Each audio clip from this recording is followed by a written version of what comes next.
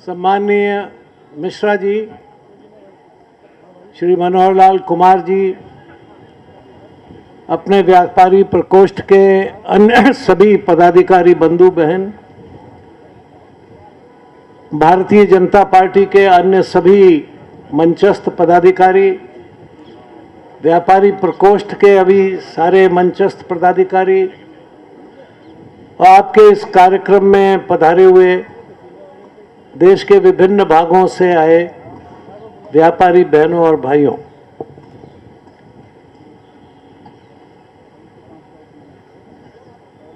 अभी ये कहा कि कुछ ऐसी बात कही जाए कि सरकार की भी आंखें खुलें।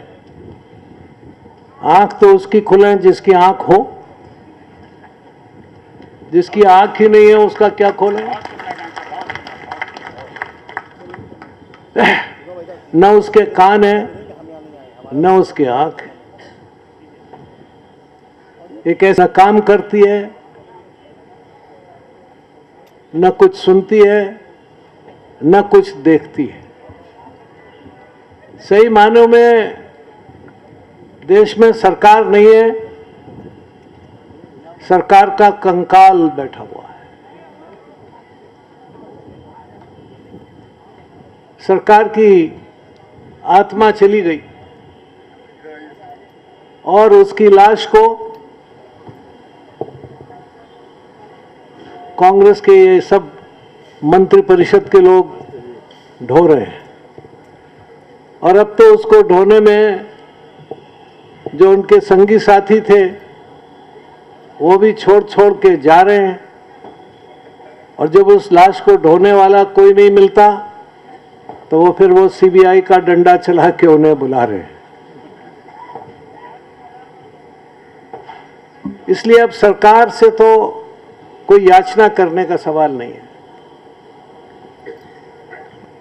अब तो नई सरकार बनाने का सवाल है जो व्यापारियों की सरकार हो। ये जोर से ताली बजाओ, तुम्हारी सरकार बन रही हो, ताली नहीं बजा रहे। इससे जाहिर है कि व्यापारी अपनी सरकार नहीं चाहता। चाहता है तो जोर से बोलो ना।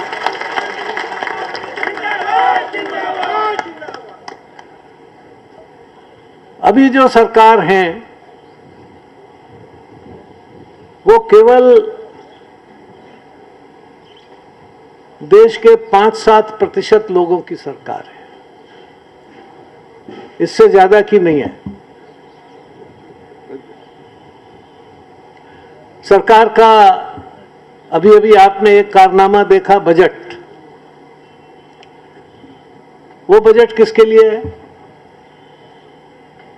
उसमें कोई व्यापारी नाम का जीव है? उसमें इनकम टैक्स पेयर है, एक्साइज और कस्टम पेयर है, जो कस्टम दे, इंपोर्ट करे, एक्सपोर्ट करे, उसका जिक्र है। मगर जो उस सामान को बनाए और उसको बेचे, उसका जिक्र नहीं है। बड़ी चीज बनाए, मोटर बनाए, कोई मशीन बनाए, उसकी सुविधाओं का जिक्र है, मगर लघु उद्योग का कोई जिक्र है नहीं, मध्यम उद्योग का कोई जिक्र है नहीं, कुटीर उद्योग का कोई जिक्र है नहीं, बड़े बिजनेसमैन का जिक्र है, छोटे व्यापारी का जिक्र है नहीं। हर साल बजट में सरकार बड़े व्यापारी को 5 लाख करोड़ की छूट देती है और इतना ही घाटा सरकार को है।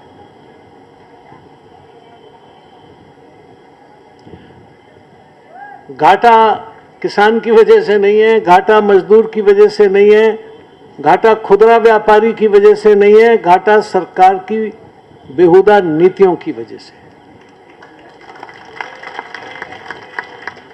और दंड देना चाहती है खुदरा व्यापारी को, छोटे व्यापारी को।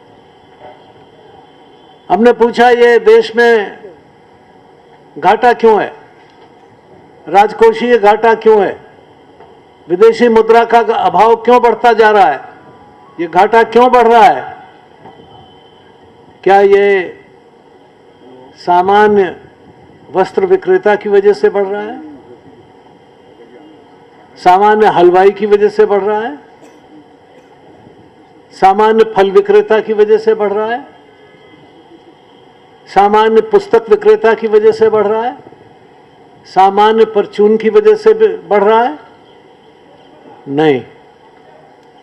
उसका बेचारे का विदेशी मुद्रा से क्या लेना देना? न वो डॉलर जानता है, न वो डॉलर खरीदता है, न वो डॉलर बेचता है। वो क्या बेच रहा है? वो दाल बेच रहा है, आटा बेच रहा है, चीनी बेच रहा है, घी बेच रहा है, कपड़ा बेच रहा है, साइकिल बेच रहा है, मोटरसाइकिल बेच रहा है। हाँ, जो कार बेच रहा होगा वो भी आज मैंने सुना कि कितने करोड़ रुपए की कार इंपोर्ट हुई है, 20 करोड़ रुपए। उसमें इंपोर्ट ड्यूटी की छूट दी गई होगी, लेकिन साइकिल के लिए तो नहीं है छूट। साइकिल पर एक्साइज की छूट भी नहीं। आप गिड़गिड़ाते रहिए, नहीं मिलेगी ना। इसलिए ये जो सरकार का घाटा है, इसकी सजा आपको क्यों दी जा रही है, ये हम सवाल पूछना चाहते हैं। संसद में भी हमने यही पूछा उनसे कि ये बताओ भाई, ये डॉलर का दाम बढ़ रहा है, रुपए का दाम घट रहा है, ये किसकी वजह से? ये व्यापारी की वजह से। आप डॉलर में व्यापार करते हो क्या? नहीं।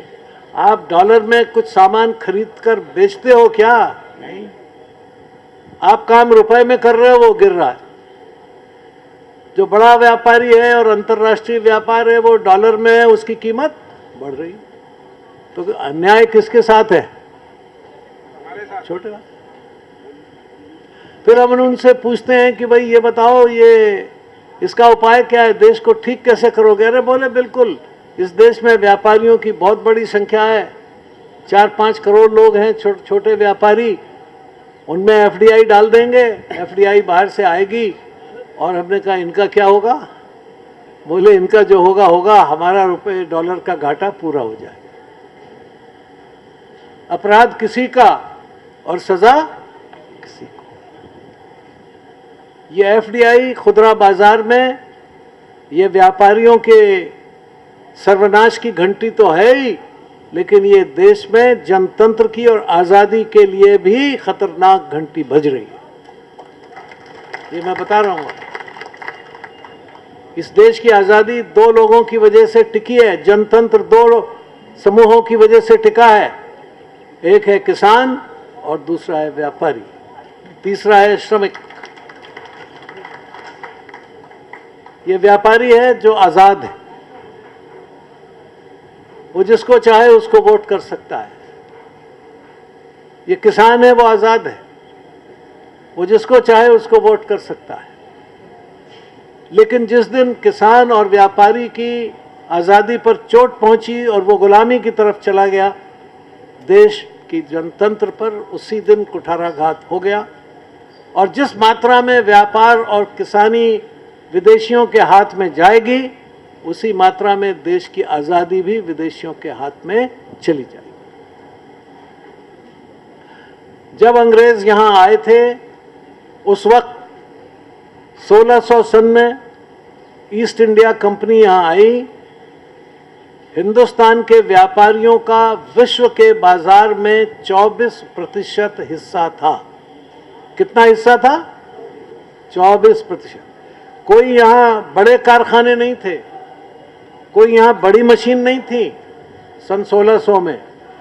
ये जो आम व्यापारी है, इसके परिश्रम से, इसकी मेहनत से, जो ये छोटा उद्यमी है, इसकी मेहनत से, इसके सारे पराक्रम और परिश्रम से इस देश का व्यापार विश्व में 24%।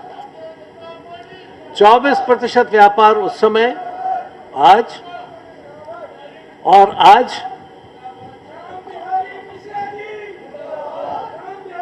पंजाब के आए। भारतीय जनता पार्टी जिंदाबाद, भारतीय जनता पार्टी जिंदाबाद, भारतीय जनता पार्टी जिंदाबाद। तो आज क्या है? आज तो आप 2% भी नहीं है। ये जितना भी आज इस देश में आर्थिक दृष्टि से नुकसान हो रहा है, घाटा हो रहा है, तकलीफ हो रही है, उसका कारण यह है कि आज विश्व के बाजार से हम निकाल दिए गए और उसमें दूसरे लोग शामिल। लेकिन चीन आज अपनी जगह पे कायम है, इसको समझ लीजिए। उसके हिस्से में वैसी कमी नहीं हुई जैसी हमारे हिस्से में कमी हुई। क्यों? क्या वजह है?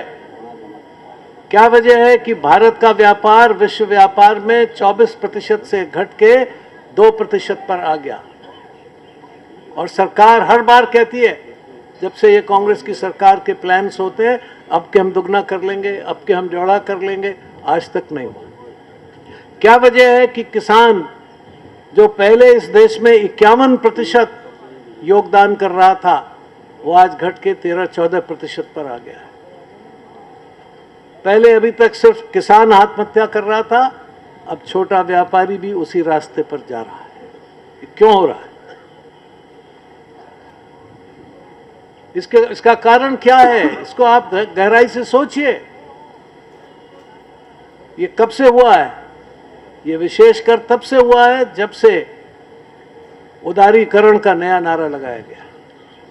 कहने में वो उदारीकरण है, लेकिन वास्तव में वो उधारीकरण है। देश आज कर्जे की तरफ जा रहा है। इसको निपटाने के लिए आपको फिर उधार लेना पड़ेगा। संसद में मैंने बताया था, कोई देश की बड़ी कंपनी नहीं है जिस पर लाखों करोड़ रुपए का उधार ना हो। कोई देश का बैंक ऐसा नहीं है जिसका पैसा उधार में वापस आने की हालत में ना हो। कौन चलाएगा इस देश को? इस सरकार से चल सकता है? इस देश का धन आता है कृषि और व्यापार से, उद्योग छोटे और मझोले से। आप उसकी गर्दन ऐंठ रहे हैं, आप उसको सांस लेने का मौका नहीं दे रहे हैं, और आप ये समझते हैं कि केवल कुछ बड़े घरानों की मदद से देश का उद्धार हो जाएगा। नामुमकिन बात, नामुमकिन बात। हमें बड़ा उद्योग चाहिए, इसमें दो राय नहीं है, लेकिन हमें छोटा उद्योग भी चाहिए, मझोला उद्योग भी चाहिए। हमें अंतर्राष्ट्रीय व्यापार चाहिए, लेकिन हमें घरेलू व्यापार भी चाहिए। बिना घरेलू व्यापार के कोई अंतर्राष्ट्रीय व्यापार कभी सफल नहीं हो सकता। जो आप यहां बनाएंगे वही तो बाहर जाएगा। इसलिए सरकार से हमने बार बार मांग की और हम करते रहेंगे। और बहुत से लोग हैं हमारे भारतीय जनता पार्टी में जो इस बात के लिए आवाज उठाते रहे और उठाते रहेंगे, सदन में भी, सदन के बाहर भी, पार्टी के अंदर भी। ये देश चलेगा तो आपके और हमारे उद्यम से चलेगा। ये देश विदेशियों की मदद से नहीं चलेगा, ये देश स्वदेशी के बल पर चलेगा। हमारे वित्त मंत्री ने विवेकानंद जी का एक उदाहरण दिया बजट भाषण में। मैंने उनको कहा, आपने विवेकानंद जी का ये उदाहरण भी पढ़ा है जिसमें उन्होंने कहा कि भारतवासियों, नकल मत करो, किसी के पिछलग्गू मत बनो, अपने उद्यम से, अपने बाहुबल से, अपने परिश्रम से आगे बढ़ो, अपने साधनों से आगे बढ़ो, अपनी बुद्धि से आगे बढ़ो, अपनी मेहनत से आगे बढ़ो। विदेशियों के पैसे के ऊपर आप कभी भी आगे नहीं बढ़ सकते। उधार से कोई देश कभी आगे नहीं चल सकता। इस बात का मूल मंत्र है। चाणक्य ने कहा कि राज्य का मूल धन है, वित्त है, वित्त का मूल धर्म है। धर्म और वित्त और राज, ये तीनों जब मिलते हैं तब सही राजनीति होती है। आज राज कहीं है, वित्त कहीं है और धर्म कहीं है। ये एक ऐसी व्यवस्था है जिसको हमें मजबूत और चाक चौबंद करना है। आपकी बहुत सारी मांगे हैं, मैंने देखी। क्यों आई हैं ये मांगे? ये तो सरकार को पलट मारते ठीक कर देनी चाहिए। जीएसटी क्यों नहीं ठीक हुई अभी तक? किसने रोका है आपको? राज्यों से ठीक बात क्यों नहीं करते? सबको उनका हिस्सा क्यों नहीं देते? क्या परेशानी है?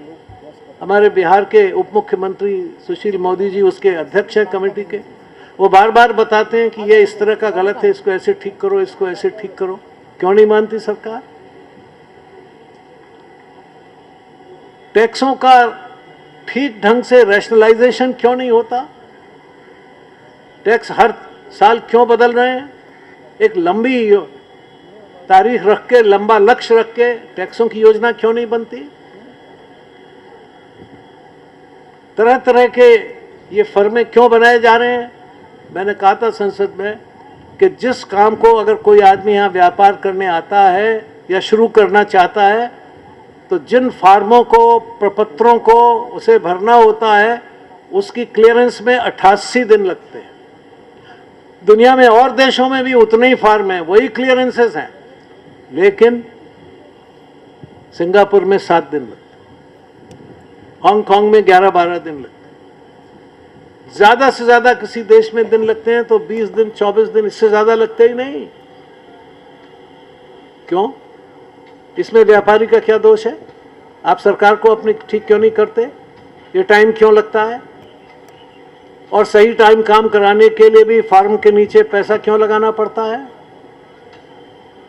आप इसे ठीक कीजिए, ठीक हो जाएगा सब। हमने पता लगवाया था और उसके बाद ट्रांसपेरेंसी इंटरनेशनल ने उस पर एक रिपोर्ट दी है और उसने बताया उसमें कि कितने महकमे हैं जिसमें लोगों को घूस देनी पड़ती है। उसने कहा सेल्स टैक्स देनी पड़ती है कि नहीं? सच सच बताइए। इनकम टैक्स, एक्साइज, रेल का रिजर्वेशन कराने में देनी पड़ती है कि नहीं? बहुत ज्यादा है उसमें, तो 500 रुपए के टिकट पे 1000 रुपए की घूस देनी पड़ती है। और ये बिजली घर में और म्यूनिसिपैलिटी का टैक्स, हाउस टैक्स जमा कराने में, और बताइए बच्चों का एडमिशन कराने में, और अस्पताल में अपना कार्ड बनवाने में है। होती है कि नहीं होती है? सब जगह। ये क्यों होती है? ये बंद कराओ ना, काम जल्दी होना शुरू हो जाए ना। 11 महकमे हैं जिसमें कोई आदमी ऐसा नहीं है कि जाने पर घूस न देनी पड़े। मैं ऐसे ही बात कर रहा था एक दिन, तो दिल्ली की मुख्यमंत्री ने कहा कि भाई साहब आप तो छोड़िए जनता की बात, मेरा काम यानी मुख्यमंत्री का काम भी बिना घूस दिए नहीं होता।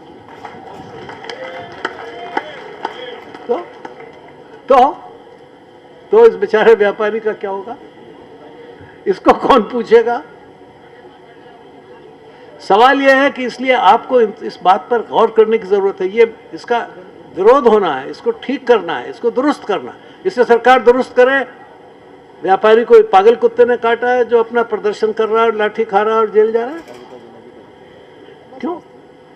और भी और आपको बताता हूं, अगर किसी का दिवाला निकल जाए, कोई अपना उद्योग बंद करना चाहे, तो दुनिया में सबसे ज्यादा टाइम लगता है 1 साल का, और भारतवर्ष में टाइम लगता है 11 साल का। इंसॉल्वेंसी केस 11 बरस में कंपनी के ठीक होते हैं। इसे आप ठीक नहीं करते, दोष आप व्यापारी को देते हैं। इस वजह से देश की अर्थव्यवस्था बिगड़ती है, व्यापार नहीं फैलता, लोग हिचकते हैं। आप भ्रष्टाचार करते हैं, तो कौन आएगा यहाँ? भ्रष्टाचार करने के लिए कौन आएगा यहाँ? व्यापारी की सुरक्षा नहीं है, और अगर व्यापारी महिला है तो बिल्कुल ही सुरक्षा नहीं है। असुरक्षित कैसे हो सकता है? मैंने कहा उनसे परसों प्रश्नकाल के अंदर, अपने कहा ये बताइए कि ये देश में अगर इसी तरह की असुरक्षा रही तो दुकान कैसे खुलेगी? अगर ये हो कि शाम को 9 बजे के बाद घर जाने में मुश्किल है, पहुंचते पहुंचते 12 बजता है, तो कोई आदमी दुकान कैसे खोलेगा, कैसे बंद करेगा? सुरक्षा की कोई गारंटी नहीं है, नियमों की कोई गारंटी नहीं है, नीति की कोई गारंटी नहीं है, तो व्यापार कैसे बढ़ेगा? इसलिए मैंने देखा है आपकी मांगे बहुत जायज़ मांगे, वो पूरी होनी चाहिए। और इन मांगों के लिए आप संघर्ष कर रहे हैं, उसके लिए मैं आपको बधाई देता हूं, आपका अभिनंदन करता हूं। ये केवल आप व्यापार को सुधारने की बात नहीं कर रहे, आप व्यापार की आज़ादी की बात कर रहे हैं। आप देश की आज़ादी की बात कर रहे हैं, आप देश के भविष्य की बात कर रहे हैं, और किसान और व्यापार ये तो बिल्कुल मिला हुआ है। उत्पादन बहुत बड़ी मात्रा में खेतों में होता है। अगर कृषि नष्ट हो जाए तो आपका व्यापार नहीं चलेगा। किसान को अगर 4 पैसे मिलेंगे, उसकी आमदनी बढ़ेगी तो क्या करेगा? कपड़ा खरीदे, साइकिल खरीदे, ट्रैक्टर खरीदे, और आमदनी बढ़ेगी मोटरसाइकिल खरीदे, मकान बनाएगा, बिटिया की शादी करेगा तो जेवर बनवाएगा, कपड़े खरीदेगा, पंखे लगवाएगा बिजली के, बढ़ई से काम करवाएगा, लकड़ी का व्यापार, ईंट का काम चलेगा, मकान बन रहा है, सीमेंट वाले का सीमेंट बिके। किसान जो 70% इस देश में है, अगर उसकी आमदनी बढ़ती है तो उसका सीधा असर व्यापार, व्यापार का व्यापार, व्यापारी का व्यापार चलता है तो कारखाने का काम चलता है। साइकिल तभी बिकेगी जब बनेगी जब आपके यहाँ बिकेगी, रेफ्रिजरेटर तभी बनेगा जब आपके यहाँ बिकेगा, ये पंखे तभी बनेंगे जब आपके यहाँ बिकेंगे। वरना वो कहता कारखाने वाला मार्केट डाउन है। डाउन है क्या मतलब है? कोई नीचे थोड़ी चला गया है। डाउन है का मतलब है कि पैसा नहीं है। पैसा सबसे ज्यादा जब तक किसान के पास नहीं आएगा। आप जुड़े हुए हो उसके साथ, इसलिए ये किसान और व्यापारी ये देश की अर्थव्यवस्था की रीढ़ है। इस बात को समझ के भारतीय जनता पार्टी ने ये प्रकोष्ठ बनाया है, और इस प्रकोष्ठ का काम अपने माननीय श्री मिश्रा जी के पास वर्षों से है। बहुत कुशलता के साथ, बड़े संघर्ष के साथ वर्षों से मिश्रा जी इस काम में लगे हुए हैं।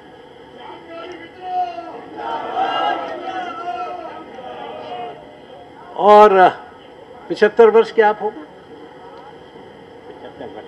जब ये उम्र में 75 वर्ष के हैं। जब ये काम करते हैं तब 55 साल के होते हैं, और जब संघर्ष करते हैं तब 45 साल के होते हैं, और जब व्यापारियों का संगठन करते हैं तब 35 साल के होते हैं।